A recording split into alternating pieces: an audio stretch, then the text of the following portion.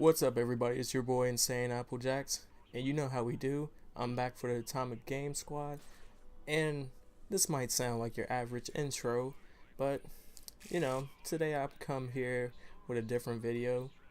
I'll still be playing a little Batman Arkham Origins, but today I'm here to tell a story. And as any story, it always got a little background, so before I get into it, I'm gonna set that up. And basically, this story is about one of my friends. Well, it's about how we get cockblocked by one of my friend's exes.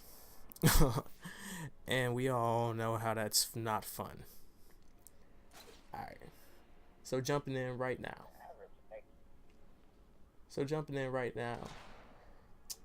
We here to talk about the block. And not just any kind of block, the cock block. And we all been through it. Now, I'm here to tell you about a special kind of block that me and two of my friends, we go through on a day-to-day basis.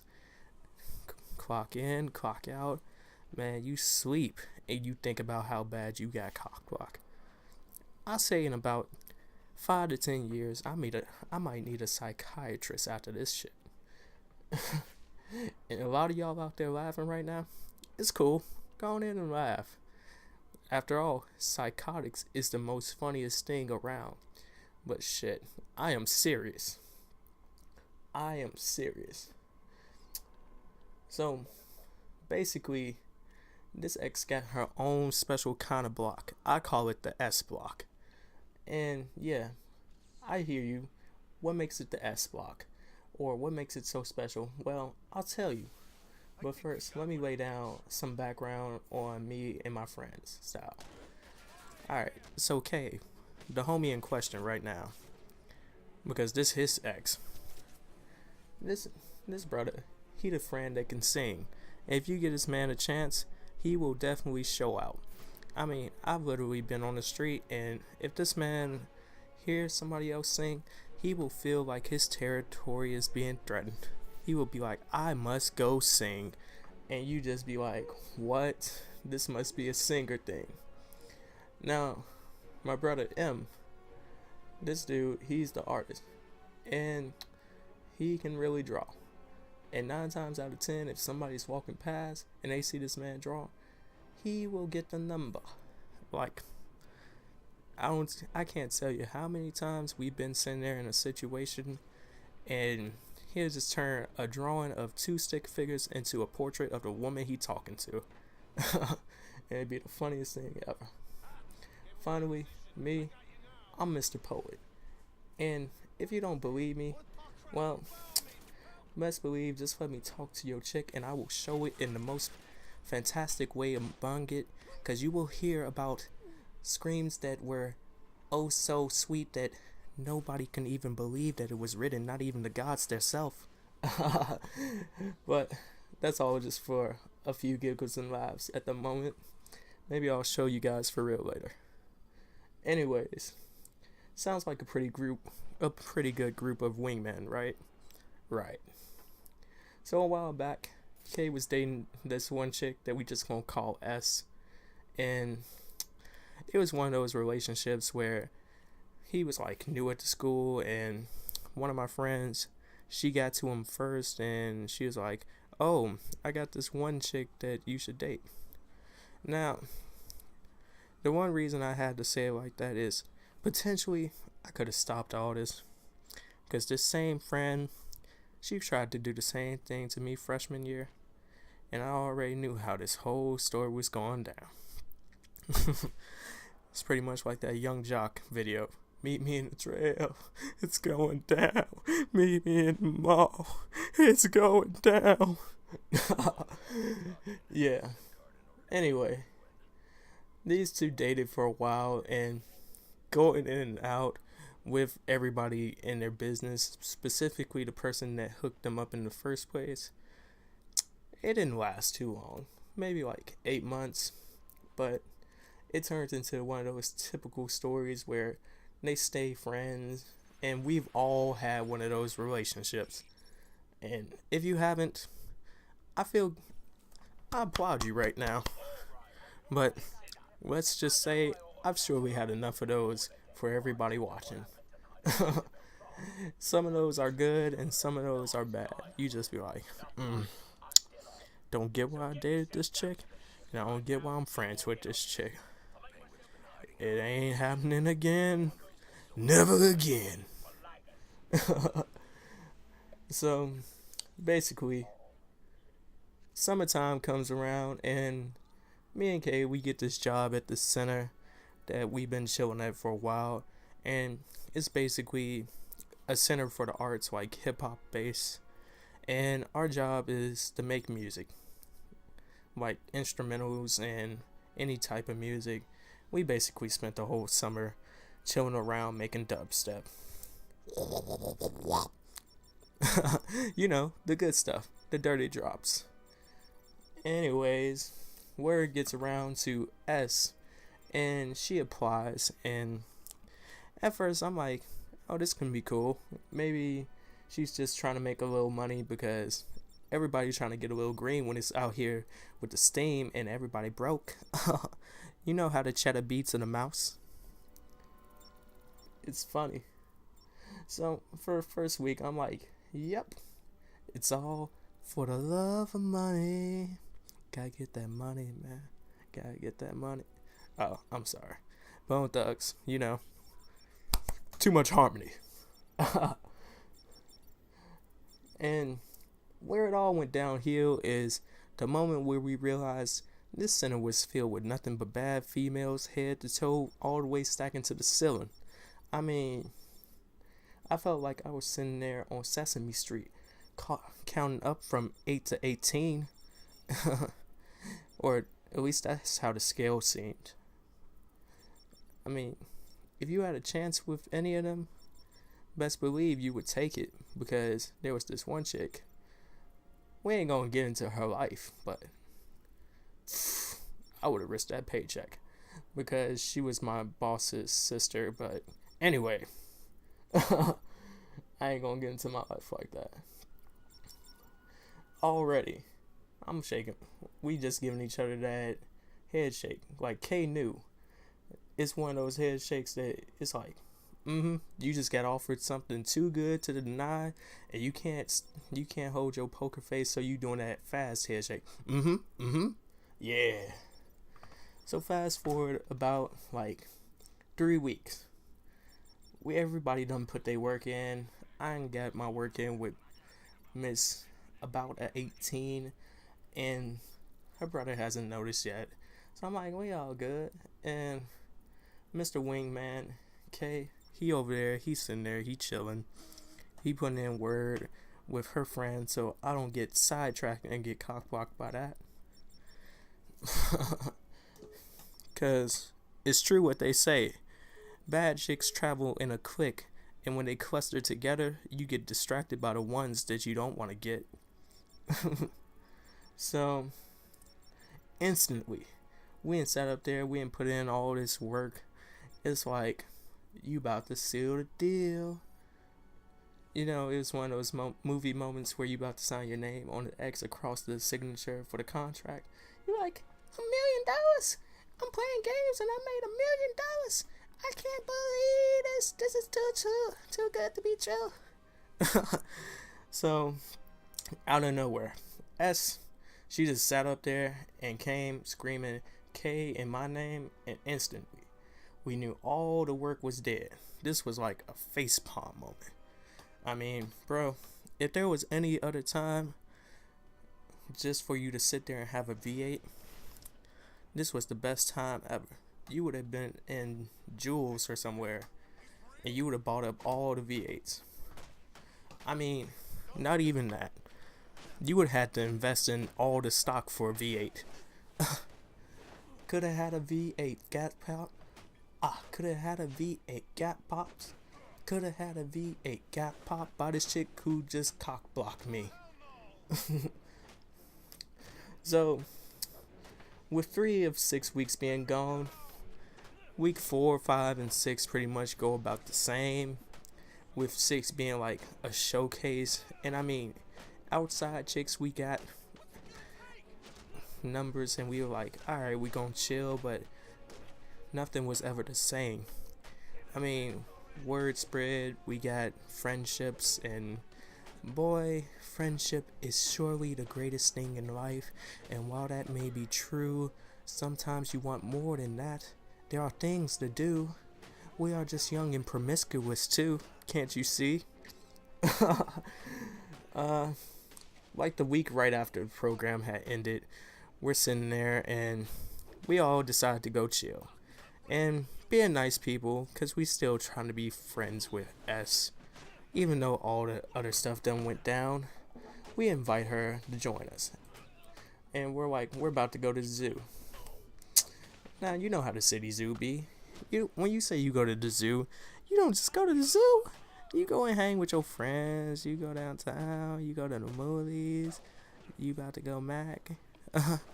And even though we already knew that was instant cockblock city, we went against our better judgment and was still like, yeah, we're gonna invite S. We're gonna invite S.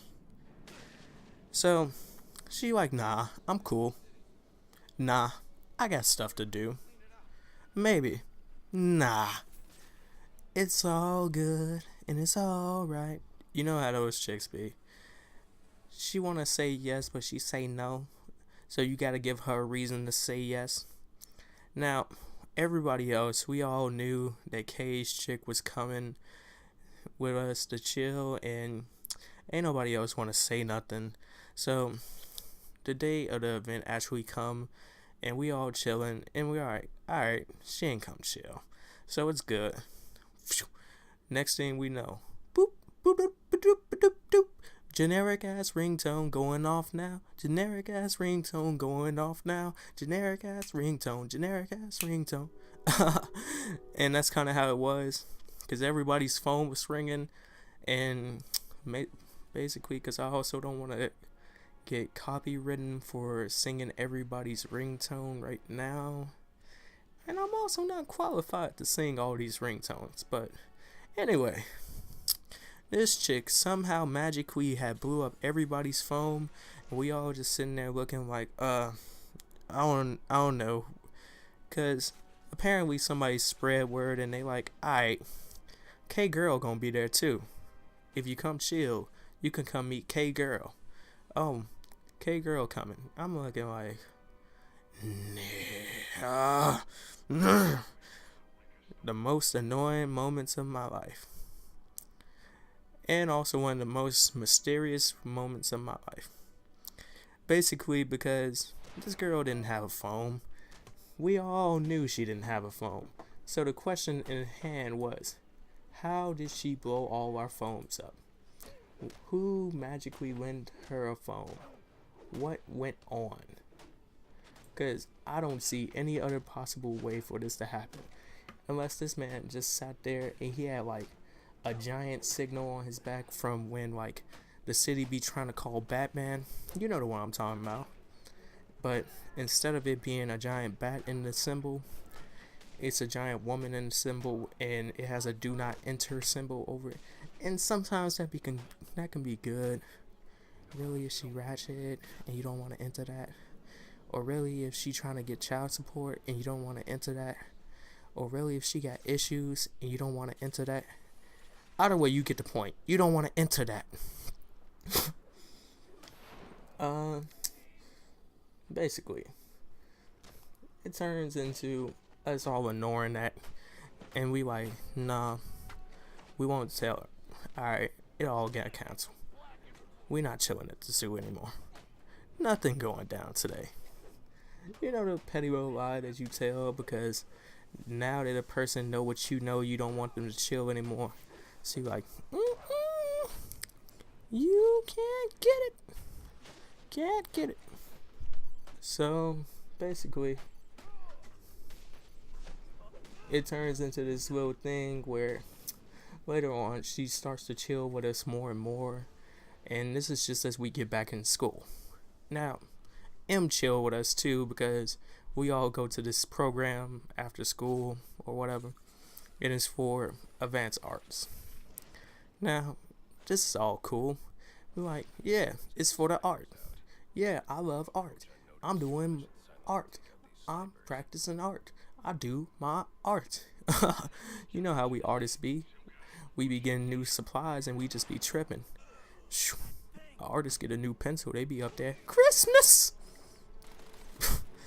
And Christmas be good. Especially since this building. You know how I was talking about the chicks on the scale from work? They were nothing in comparison.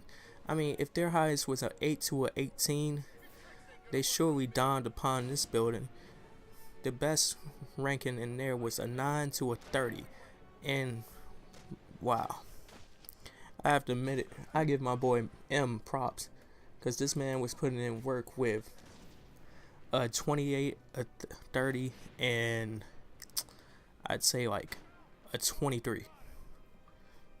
Now, all that on that scale, put it in mind, all of them approached this man, right? So, it's all cool. And last year, we were all in the same, me and M were in the same class, but I'm like, we all good. So, anyway, somehow S magically end up in M's class, and we like, everything gonna be cool. This is gonna be a fun new learning experience.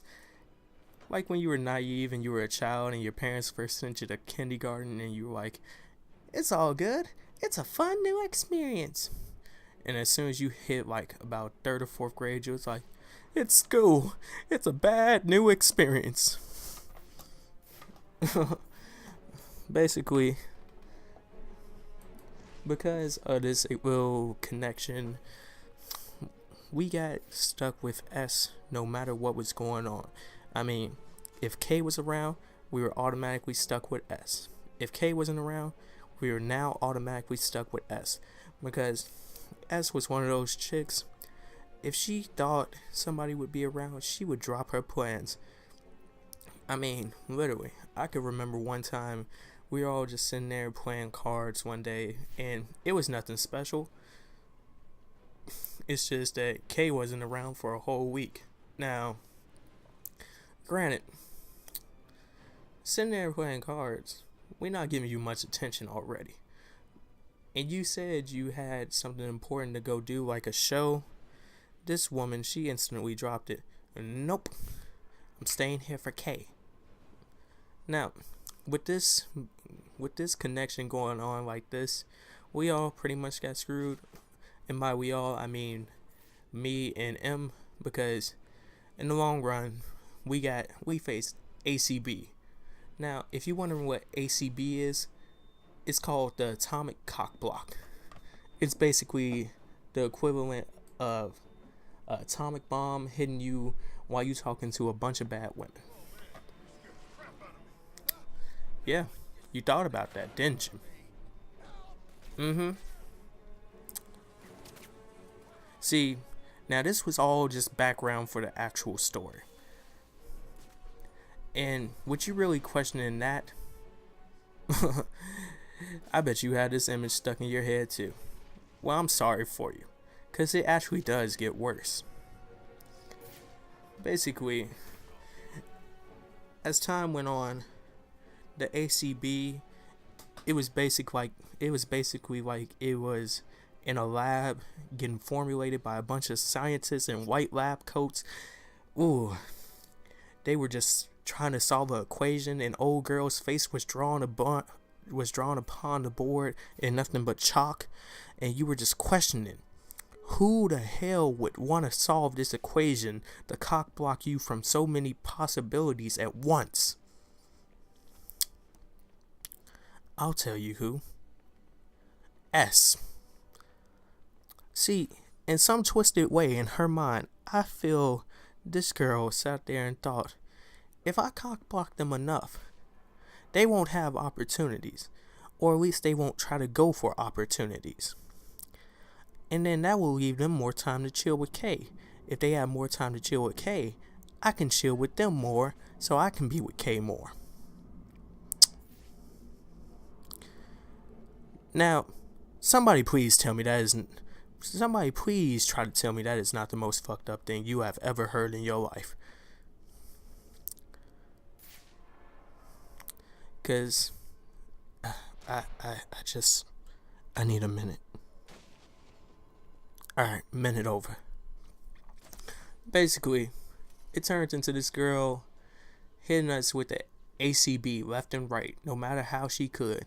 If we talked to a chick, she talked to a chick. She'd pop up out of nowhere. It was to the extent where you had to look left and right and make sure that you had your sonar going on like, she ain't around, right? She ain't around, homie. It didn't matter though, because she would pop up out of nowhere and you'd be like, oh. And by the end of the conversation, she'd be like, how you like that chick I introduced you to that you was talking to 20 minutes before she even arrived? Or if all went nice and well, this girl would sit there. You walk back to your group of friends, your little entourage, as they would say. She would be standing there because Kay would be standing there. And she would say it loud and clear for everybody to hear, including the woman you just flirted with. Even though she's only 2 feet away, thinking she was whispering, she'd say, nice ass. And then you would get that petty text where you'd send the girl hey, and she'd say hey, and then that'd be the only message. Just because your friend said, nice ass. I mean, all in all, it wouldn't be so bad if she just wasn't on it like that. I mean, I sat up here in class one day and I was talking about a book.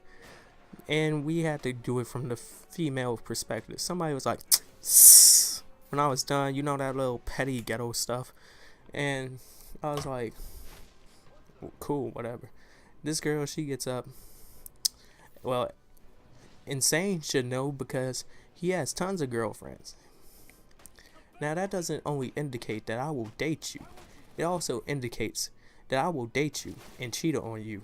And people will know. And it wasn't like I had tons of girlfriends. It's just like I just started dating a chick. Anyway, the fact of the matter is, since that, word spread in about 3 hours, and everybody that I was talking to in that building, or they felt like I was slightly talking to, they stopped. And now I get that petty look whenever I walk down the hall. Now, as far as M facing the ACB, let's just say, going back to that scenario where he was talking to 22, 28, and 30, but he was in a classroom of 18s to 30s.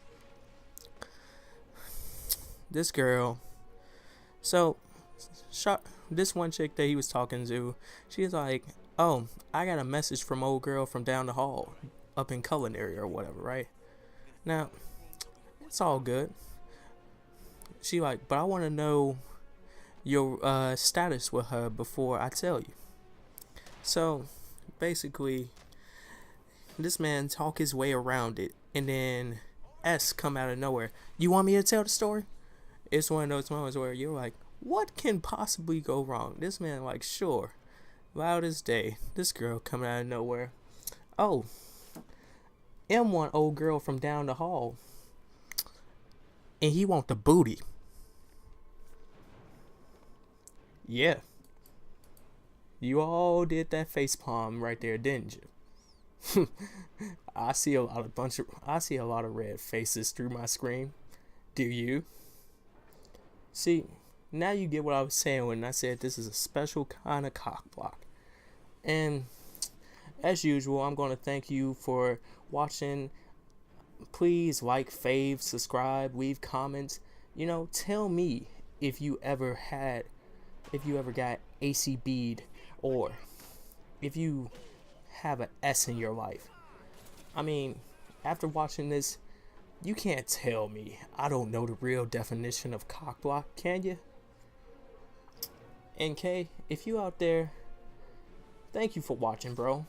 I'm glad you cool, and I hope you ain't in her basement. And to finish this episode up, I'm actually going to have ATK, aka M, get up on this phone and tell you all that this is not something I'm making up. This is not just a sick, twisted delusion. Hey, yo, ATK. Yep. Tell the people out on That, YouTube land. that is one of the truest stories this man has told,